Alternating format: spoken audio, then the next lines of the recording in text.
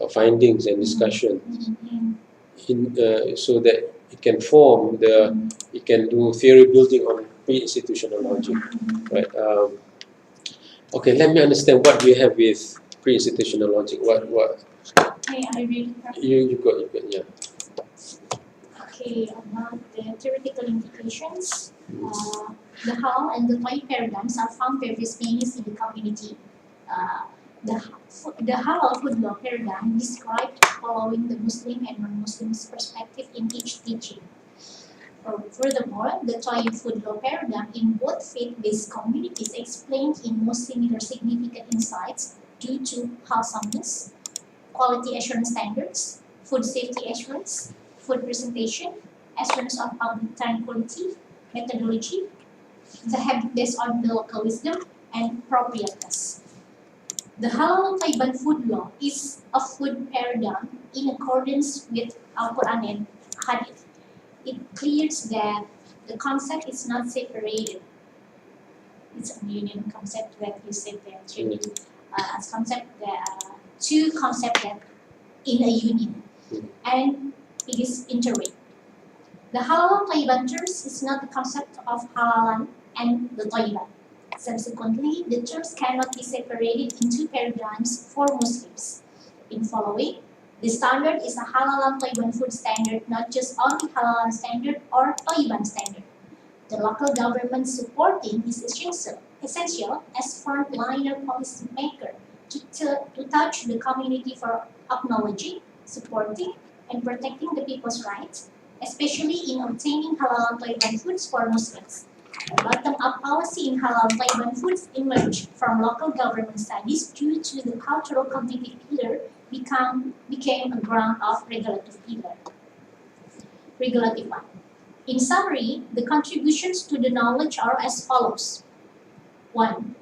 Pre-institutionalization logic of halal and Thayyiban food law on conceptual theoretical level. The theory of pre-institutionalization of halal and Thayyiban food law based on institutional logics under one-stop service system on local government emerged as a regulative pillar with 3 dimensions of institutionalization as formula of the system, which is obligation, precision, and delegation due to the institutionalization of halal and Thayyiban has not been established and scattered in various authorities and institutions. As described on table 7.2 on the various authorities on halal and Thayyiban food law, there are various authorities under 8 criteria on assessing halal, Thayyib, and halal and Thayyiban. The institutionalization pillars based on Scott 2014 of halal and Thayyiban food law described on various meanings, and the study found the faith-based community were advancing the institutional theory by introducing pre-institutional logics of halal and Thayyiban food law based on their insights, thoughts, and experiences. Institutional logic based on Thornton Acacia 2018 and Thornton et al. 2012 emerged as described on table 4.1 on criteria of halal and Thayyiban food law are the belief compliance, good slaughters, this is the logics, the institutional logics one, wholesomeness or Thayyiban, stick to God's command, Thayyib compliance, Thayyib in processing, quality assurance standards, halal and Thayyiban cookware, methodology, appropriateness, and usul compliance. Eventually, pre-institutional logics of halal and Thayyiban food law are bricks to build up the institutional logic of halal and Thayyiban food law. The engaging pre-institutionalization of halal and Thayyiban food law described on figure 7.7 on state's one-stop service institution that MUI as top leader on supervisor halal and Thayyiban certification process that implemented by government. On executing the duty, various authorities related, which is Ministry of Religion, LPPOM MUI, BPPOM, Health Department, Agriculture and Husbandry Department, Trade and Industry Department, Tourism Department, Ministry of MSME, Transportation Department, and Manpower Department, are under the government's regulations on halal Thayyiban food product assurance. Nevertheless, on local government section regarding the pre-institutionalization of halal and Thayyiban food law proposed a model of its one-stop institution as described on figure 6.1, institution of halal and Thayyiban certificate. Technical implementation on examining, assessing, and evaluating the food product is bottom-up way in local government bureaucracy. There are 3 layers of bureaucracy on establishing integrated halal and Thayyiban food product certificate. The figure explains in detail that local departments in local government, for instance, health department, agriculture and husbandry department, other local departments related and depot, are examining and handling the Tayyib term of food products. Next, the BPGPH, as the representative of Ministry of Religion in local government regarding halal and Thayyiban food products auditors, are responsible to assessing the halal and Thayyiban standards quality based on halal and Thayyiban compliance. Finally, MUI, as supervisor evaluating the proposed result to establish fatwa halal and Thayyiban food. Second, perceptions and challenges discourse on halal and Thayyiban literature. Perceptions and challenges of community constructed on that produce material subsistence and provide meanings to their social reality, question 13 or question 1999, on halal and Thayyiban food law. The perceptions of daily activities in purchasing halal and Thayyiban food constructed in some institutional logics, namely halal and Thayyiban assurance logic, Thayyiban logic, Tayyib logic, halal logo logic, and local wisdom of halal food logic.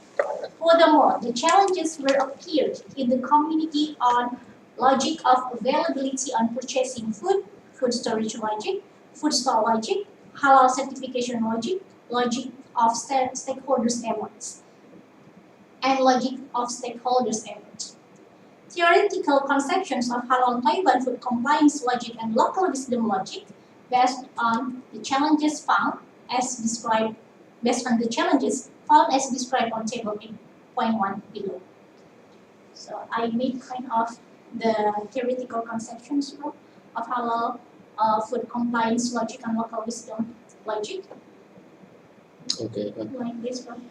Aspect of halal and Thayyiban food. Mm-hmm. So I take the aspect from my research questions, and based on the challenges, I try to grouping the halal, the concept, the logics, and I found two main logic, which is halal and Thayyiban food compliance logic, and halal and Thayyiban food on local wisdom logic. Okay, all right. Okay, there's a lot of things in there. Let me.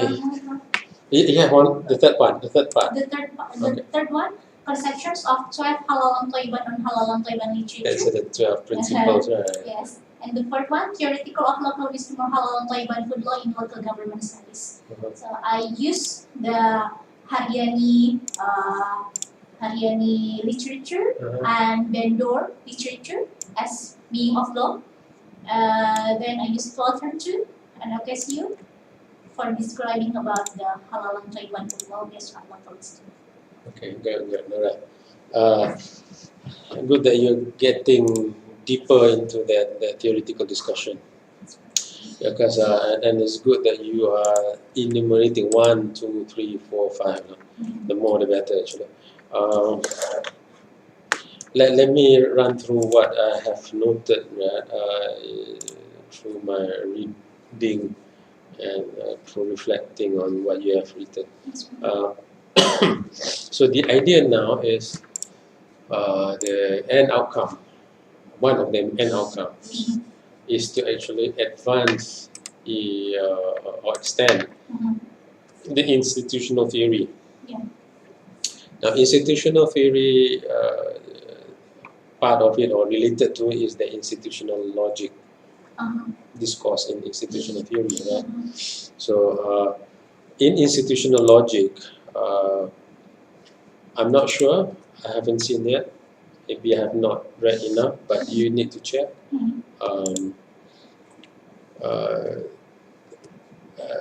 I haven't seen the idea of pre-institutional logic. I haven't seen it too. You haven't seen it. That's good. That's good. So you want to use. So what you want to argue is that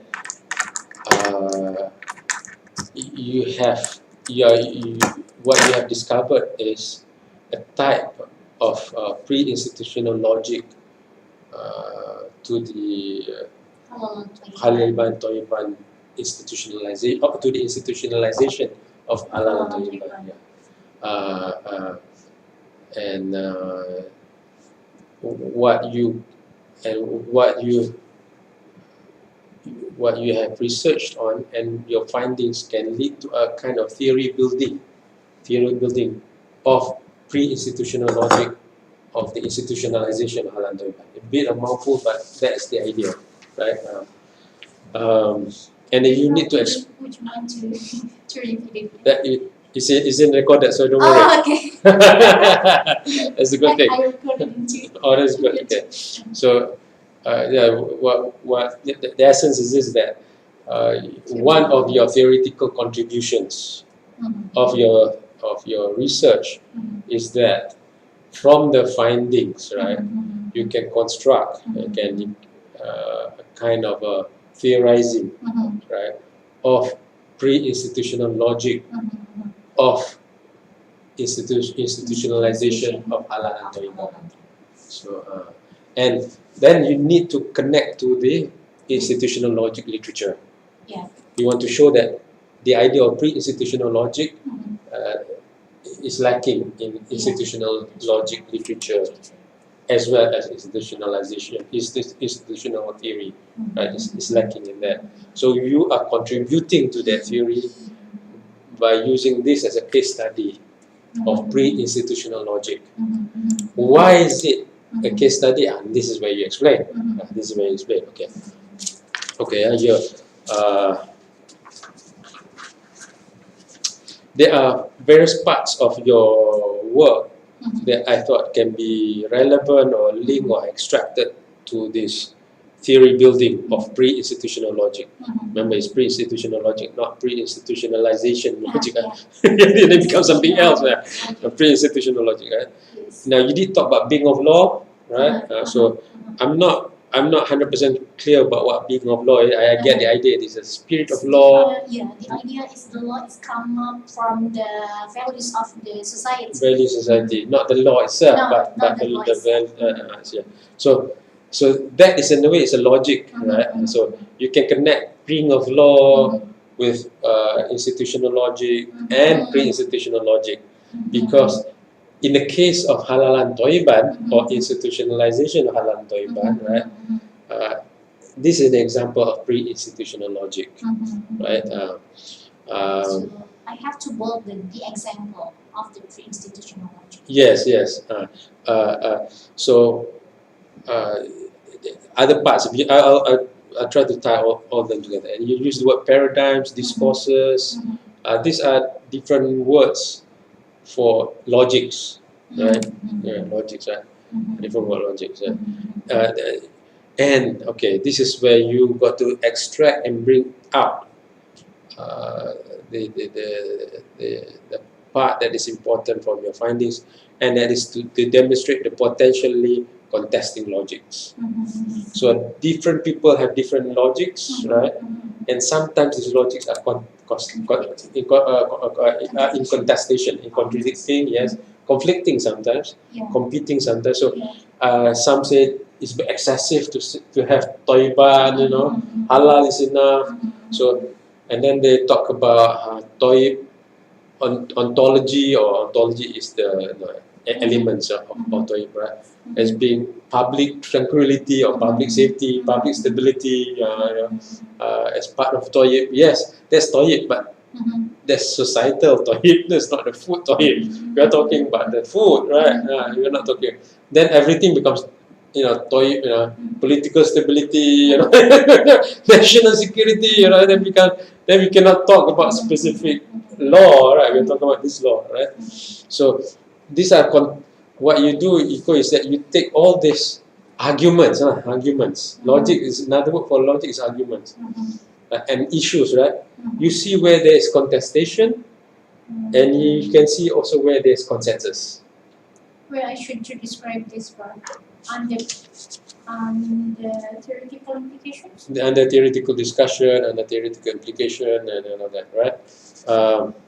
So there's a potential for overlapping consensus.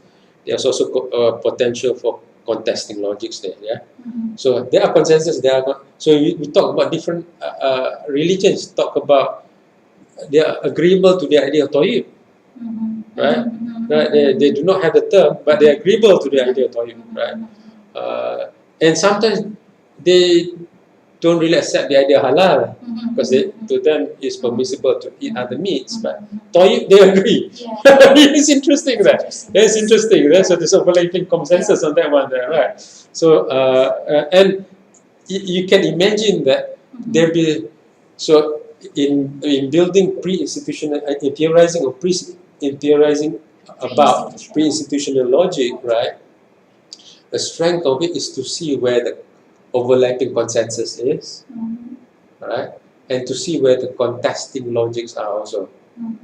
So you can kind of map out and see when it comes to local wisdom, where is the consensus, where is the contestation. Is it okay? I try to analyze it based on the another section, cross section. Yes, you can. Yes. The findings based on the chapter 4 or 5. Yes. So I'm just combining in your chapter on the theoretical implication. Yes. So let me continue on, and then we talk about potential for conflict or contesting logic, which is called latent logic. So pre-institutional logic is a form of latent conflict or latent consensus. So they are not in conflict, right? Because it's not being institutionalized yet, right? They are not in conflict, but it's latent, terpendam, right? It's latent. So in the idea of conflict resolution or peace studies, right? People talk about latent conflict that can occur. So it's very important to understand pre-institutional logic, so that when you institutionalize something, you minimize on the conflict. Right? So that is something you want to highlight. Right? So when Banten wants to introduce halal and wants to lead in halal, right? Then it makes sense to look at a broader definition of halal that might include halal Thayyiban. So and then how do we harmonize with the society and all that. So and that has to do with policy implication. You can talk about that, right? Of course, halal Thayyiban can be. I'll come back to this one. Halal Thayyiban can be phase by phase, right? The other part of the institutional pre-institutional logic is this: there's institutional barriers and constraints because they are not integrated, right? But then it's actually a strength because it is not integrated. You're drawing on strengths of different institutions. The husbandry institution has a strength.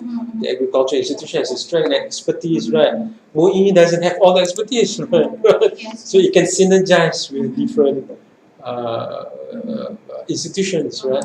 So what is seen as contesting or problem is actually potential for synergy, you know, because of differences. You can actually have better strength because they're contributing. The differences, of course, ulama cannot have all the expertise of the scientists. They simply cannot have. Right? Science is so wide. It's about the animals, the agriculture, the whatever else, right? The chemicals. The chemicals is also Toyyiban, right? What else? The nutrition, even the what is it? The carrying of transportation. So this is where you have a very powerful discussion about policy making, about governance. After all, you actually registered under governance, local governance, right? So this is extremely related to the governance idea. Okay, let me complete a bit more here. Actually, I'm really kind of eager to describe about the ME based on the respondent said that ME as the guardian of the halal and Thayyiban values based on Islamic principles. Then the government should support it by do the implementation of the technical things of Thayyiban things. Technical thing, yes, yes. So, should I just try to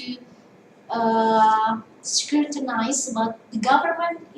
I just say that local government. I mean, you could have different parts for different discussion. You can do that, which is then you do not have a big problem to. You did not have this big headache to solve all things in one section. So you can break it apart and have this different discussion on that one. If you feel that this is a separate problem, you can separate and discuss it, right?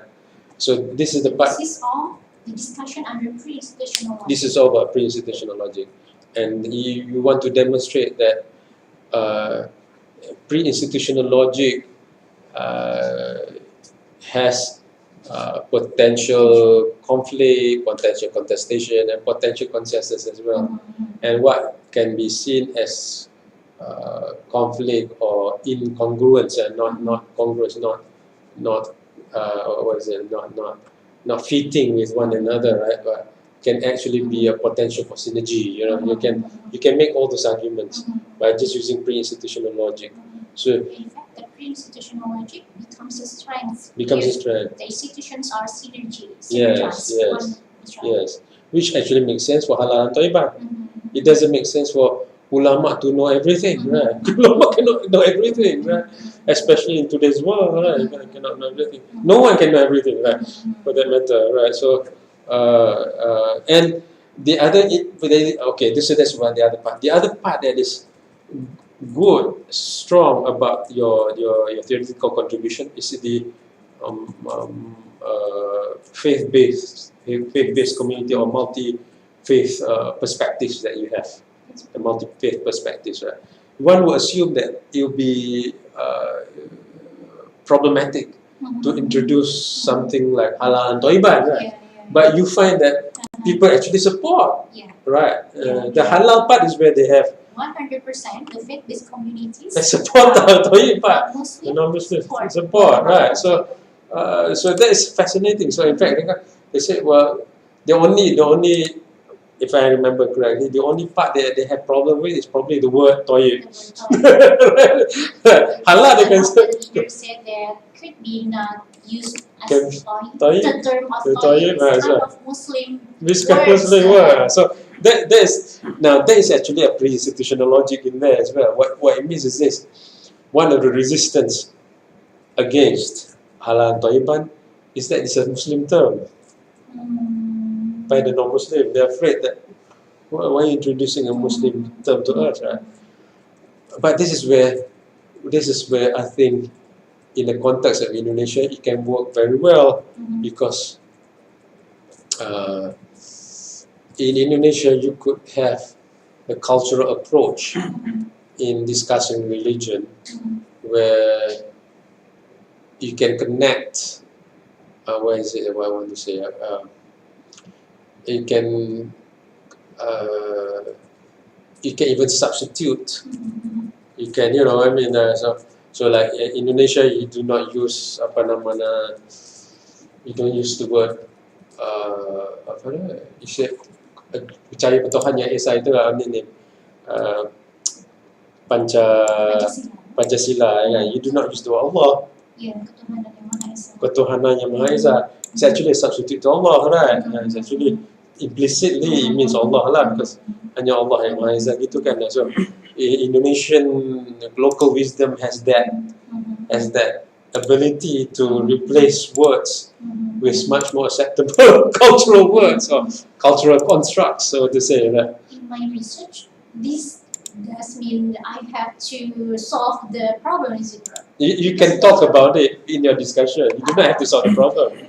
But you can say this is where it's very suited, the idea of halal Toyyiban in Indonesia, because Indonesia has a history of developing religious concepts culturally or something like that, which is very much an Hindu approach, right? So, culture approach to religious practices, apa gitulah. See where I'm going now. So the value of your thesis becomes even higher and better, because you're contextualizing into Indonesia and using the pre-institutional logic. Yes. So you detect problem early, not later. So like in Malaysia, right? They talk about Islamic financial products. They don't use the word Islamic products, so Sharia compliant, which is okay. That's not Islamic, it's Sharia compliant. It complies to Sharia, right? So I mean, you think about it. If you got to understand would you buy a Christian product, a Buddhist product? You know, so, I'm buying a Buddhist product, Christian product. It's against my religion, maybe. There's issue of Tawheed and all that, right? From other religions. But you say Sharia compliant, or say it complies to certain principles of Islam. And I look at the principle, I agree with these principles, I'm alright. So is it, you just... So they bring the values. The values, not the term. So sometimes it's... And I think Nusantara is very good at that. You know, Nusantara is good in harmonizing. Yeah, harmonizing is very good. And cultural harmonization Nusantara is good at that, right? So maybe you want to highlight that part. So pre-institutional logic and how it works, right? So I'm giving you a lot here, Iko, but I want you to digest, but you understand what I'm saying, right? So potential for conflict, contesting logic, latent conflict.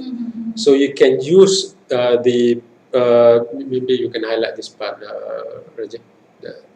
You have the file. The file. Or I show in the video, or what? Yeah, you can show in the video the file. The word, because it's quite that part. Oh, it's so small. It's just small.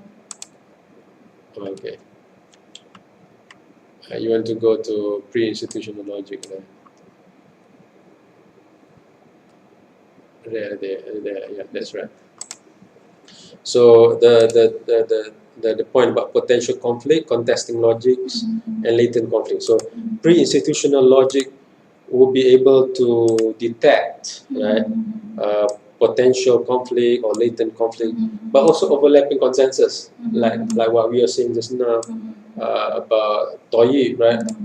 Other religions agree with Toyyib, then no problem. In fact, they think it's a good thing, right? Some say that there's a trend towards people wanting Toyyib food, in a way, the tofu, right? Tofu, right? Tahu, right? Tahu, Japanese like tahu, right? We have Japanese. It was introduced, in I think the 40s or 50s, right? It's not Japanese food. It's Chinese food introduced to church as part of healthy food.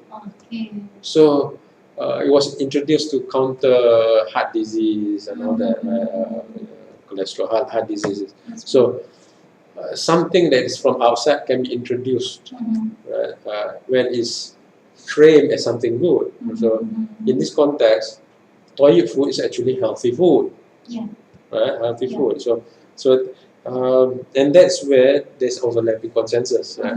I mean, people want good, wholesome food. So what's the problem with that, right? And you can even highlight about they might disagree or do not care so much about halal, but they care more about Toyyib. Right? They care more about Toyyib, right? Because so this is where you want to highlight the power of pre-institutional logic to see constructs of multi-ethnic group. Bring those discussions based on the findings on meanings. Yes. Meanings. And this question you said that this question is only you see. I'm suggesting that, but you look at the sentence and see whether it's suited to use different words, maybe constructs, maybe conceptions or something that you can link with pre-institutional logic easily, right? Okay. That's it. So so you can use pre-institutional logics to theorize on points of conflicts and tension, potential, and points of consensus. And so of institutionalizing halal and Thayyiban food laws. So concepts of Toyyib being excessive, right? I think the excessive part is actually coming from Muslims, right? I think it's a bit excessive, right? But you find that the non-Muslim actually find it is good. It's good, right? It's just interesting that. So contrary to what we think here, so we're talking rahmatul lil alamin. This is the para. You want to bring the goodness of Islam to other people. So integrate constructs of local wisdom knowledge into the dynamics of contestation and consensus and progress. So you could integrate it together with that discussion, or you can put a different discussion. Is fine too. So you can also use a link pre-institutional logic to local wisdom, right? So you're actually expanding the pre-institutional logic into something even more solid, right? And that is actually contribution to knowledge. So when the examiner asks you, what's your contribution to knowledge? Or I have 3 contributions to knowledge. 1, 2, 3. I have 4 contributions. I have 5 contributions. You can talk about that. So the institutional theory never talks about this, and then this is a way expanding the theory. This is where you talk about it. I use the word, or you use the word push and pull. Between. So halal and Thayyiban, the institutionalization halal and Thayyiban has a pull and push factor. You can talk about that as well. But I'm giving you different ways of looking at it, or different ways of discussing it. But I do say that must have more literature on institutional logic. Yes. So you want to show what the literature has stated on institutional logic, and how this work of yours, right, how pre-institutional logic will expand the theory of institutional logic, or institutional theory, right?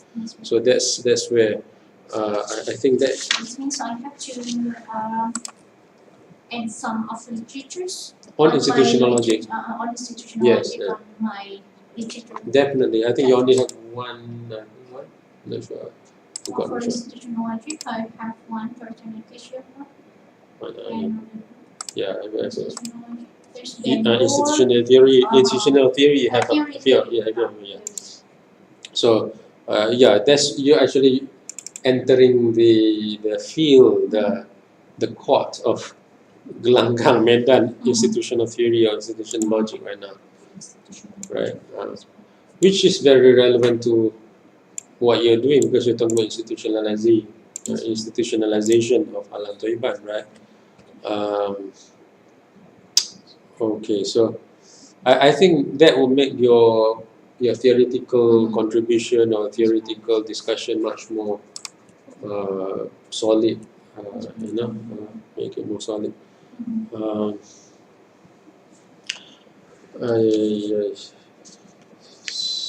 Let me go through a bit other things, besides. Just now we were talking about, where do we stop? Okay, presentation of findings. We go to presentation of findings. The paragraph prior to the comment should not sound like statements of fact or reality, or that this is a conclusion which the research has arrived at. So sometimes I see that when you introduce the comments, as if the comments are already a reality, halal should be like this, or Tayyib should be like this, halal and Thayyiban should be like this. Halal is instead of should, you say is. Right? So you're not making a statement of fact. So what you want to do is it should discuss what the comments below are describing.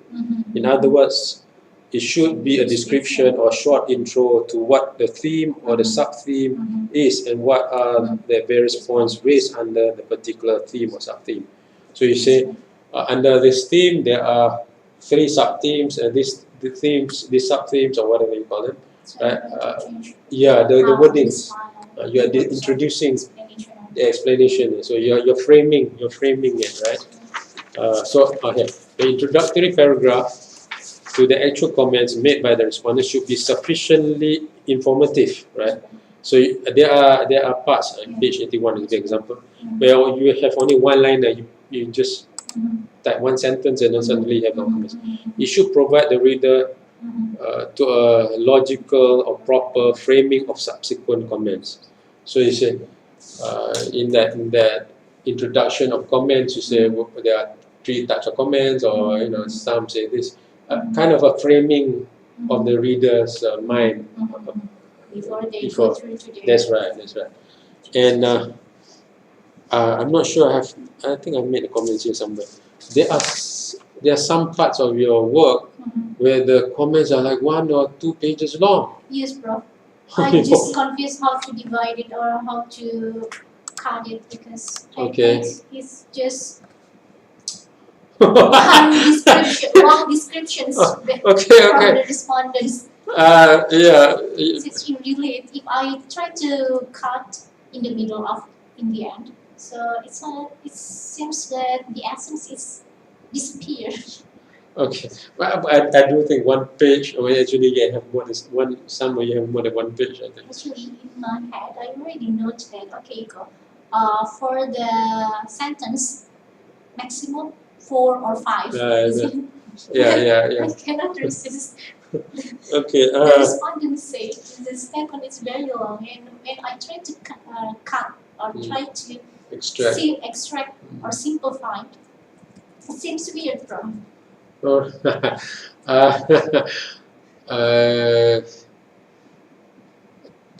can you do something like this? Yeah, you don't have to cut, but you introduce 1 sentence in between. In the next segment or the next paragraph, the respondent discusses this. After this, the respondent discusses this. So at least. So I use his or her statement to describe what the thought of they already stated. Yes. Right. So, but you insert your own sentence. With my own sentence somewhere in between that. Yes. Otherwise, it look that might probably draw comments from the examiner. I can see that. So just insert something in between, right? Maybe so. Maybe 1 or 2 comments in between there, just to introduce the next one or to recap. So also to explain prior to that, right? Okay. Okay. There's page 74. You use the word intention. I'm not sure whether it's intention or an environment, because when I read the comments, right, it sounds like environment rather than intention. You just check. It's not objective, but you got to check, because I'm not sure the intention is right. Theme or something. Careful when making generalizations while introducing the comments. Example: the poor do not really concern about halal and Thayyiban. So it sounds like I was thinking, are you making that comment, or who is making this comment? Right? But it's in a statement form, so it sounds like a generalization. So be careful about that. That's page 153. Some of the comments in the findings are too long. There it is. That's the one. Should regroup or reclassify the comments into different themes, sub-themes, which means you may need to new themes or something. Okay, then you insert something in between there, right? Figures and visuals, right? Definitely you want to enlarge the visual, or you break that into different parts, right? Then you got to do something with that one, right? Okay. Also, relook at the labels of the figures, as you may want to use them to relate to the pre-institutional logic. So you must decide the appropriate word term. Is it paradigm? Because sometimes you use the word Toyyiban paradigm or something, or constructs, or that can be used to develop to pre-institutional logic. That's a bit too long for me now, after typing it too many times. So there's also figures without pagination, right? So there's, I think, page 108. But just check, others might have that problem too. Chapter references. So I talked about that. So you got to bring in more references, right? And whenever you retrieve reference from the internet, you must put the date. So there are references and you do not put the date. So you must have that. As I noted as well, you need to have more literature on institutional theory and institutional logic. There are a lot of them out there. Chapter titles, you want to relook at the titles, and some need to be revised. Maybe make it simpler. It doesn't have to be whatever meanings, discourse of faith-based Banten ni apa gitu kan. Maybe it's just the meanings of the meanings underlying purchasing halal Thayyiban products or something like that. That'd be enough as well. Doesn't have to be The Bantenese. the Bantenese because you only study Bantenese at the beginning already, right? So unless you want to highlight certain things about multi-faith or something like that. So the other part to your theorizing is the multi-faith or the faith-based communities, multi-faith perspective, right? Which I think is relevant and important as well, because that's part of your title, your thesis title, right? So where is the significance of the faith-based communities, right? So in a theoretical implication, right, you do want to have a discussion on multi-faith or faith-based, it's pre-institutional logic. Because they're all about pre-institutional logic. So just like we talked about just now, by capturing the pre-institutional logic, you might see that the assumptions about contestation might be false. They might not be contesting an Islamic concept. They might, in fact, they accept, but the term, that kind of thing. So you talk about that part of that your pre-institutional logic, that part of the theory as well. So that's part of the theorizing. From the meanings. Yes, yeah. So that's part of the pre-institutional logic theoretical discussion. Right? You must relate it to the faith-based or the multi-faith perspective, right? Which I think is good as well. So you do have a few parts to your pre-institutional logic. So theory building on that one, so you can build on that one. So that's it I have here. So yeah, there's more, but then you can look at that. Apa namanya? The language, you must go through the language. You must bring it. Yeah, proofreader. If you can get somebody who's not just good English, but he's a good writer or something like that in English, that would be great. Right? So you can remember last time there are some of my students were having problems during the Viva, but it's the thesis. Everything is God's work, right? Tapi asbabnya, the reason was the writing was solid. So the writing, the thesis is very important, right? So after my time to revise it, so go to the proofreader, pass it to me, so I can be I'll be proofreading the proofreader. Thank you very much. It's exciting for proofreading. No.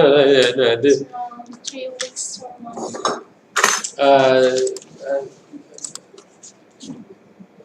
You already have substance-wise. You're already there. Now it's the theory part and the language and the language. That's the part that you want to do. Right? There's only two parts. And then the rest of it you look at my points here. So generalization and all that, right? So you already have the thickness. I think, right? You already have the thickness. And then if you write further on the theory part, you have few more pages there. Even I think even in the appendix there are also language issues as well. So you want to look at the language as well. The issue is when you translate from the respondents, right? They spoke in Javanese or Sundanese or mixed both of the languages. When I try to translate, sometimes I have to extract first what they mean. Yeah. So sometimes Yes. some difficulties to just write. When you do a second language translation, research rather, or in the research of this sort, you have like that two challenges. One is to make sure you want to decide do you translate literally or not, right? Literally or not. Second, you want to decide whether when you do the extract, the meanings do not get lost in translation, right? But you do not want to translate literally where it doesn't mean anything too, right? So you want to do that. So of course, the third part to that is the local wisdom, the indigenous knowledge. You want to capture that. So you do not want to lose that too, because some words, some concepts cannot be translated. So yeah, so that's the part, and you do have that part as part of your theoretical application, the local wisdom. I saw some. I'm not sure I saw a lot, but you can extract. I think that's sufficient to extract out to build a separate discussion on pre-institutional logic on local wisdom there, right? Local wisdom is not just the words, right? But also the stories, like you told me the stories about the underwear and all that. Right? So that's I'm not you're not including that. But Tell me shame the word included information. I don't know how to describe it, bro. In a big way. well, well. I have no clue to describe or make kind of description or explaining about this circumstances. Because I do think that is relevant, Nico, because there's a contestation that's happening now, right? One is a halal and toyib. Well, there's three actually, halal and Thayyiban, right? Thayyiban. The other one is local wisdom. There's wicked local wisdom. There's crooked. There's black. There's very dark kind of local wisdom. And then there's this kind of common sense logic that is not good, you know. So yeah, that kind of thing. So whether it's halal, it's halal. Yeah, the raw material is halal. The raw material is halal. So, but then there's The process in halal is tayyib too. Well, it depends. We do not know unless we check, because we do not know what went into it. You know? Yes, the auditor said. Oh, auditors, okay. So the auditor said this is halal. It's tayyib too. Because the other way is clean. But so that's where the tayyib idea, the ontological component of tayyib, right, needs to be reevaluated. Because you ask anyone, that's not good, right? Meaning it's not tayyib. Right? If you ask anyone, so the common sense is it's not good. So the tayyib part has a space to be expanded, to be culturally defined. You know what I mean? So there's that triangulation of the local wisdom contestation. Perception of contestation of local wisdom. So there's the halal Toyyiban, and then there's the local wisdom, and then there's the common sense of what Toyyib is. So the what's good. So that is actually very relevant in the context of local wisdom, indigenous knowledge, and that is a lot of different kinds of things like that are being introduced in our Nusantara culture. I mean, that is considered still not harmful. I mean, there's still the practices of, we hear this, right? I'm giving an example. When you build bridges, we still hear you got to put in heads, right? You hear about this? Not head, humans too. That we hear that kind of story, right? And that's supposedly part of local wisdom, indigenous knowledge, right?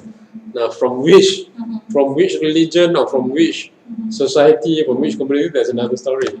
But you hear about that, right? You put the head of chicken, the head of goats, right? So we hear that, well, why is that nasi kandar so popular? Oh, because they use some voodoo. That kind of thing, right? It's a Nusantara logic, it's indigenous knowledge, local wisdom, which is not completely good, not all is good, but it's relevant to the idea of Thayyiban. Right? So when you say Tayyib, there's a physical part, there's also the spiritual part, there's also the humanistic part, maybe there's also the perception part to it, right? Right? So for instance, somebody were to, and it's common in our culture sometimes, we buy kuih or buy something, the people just use their hands, right? The hands might be clean because it's being sanitized, but perception of it is not clean, right? So those are issues.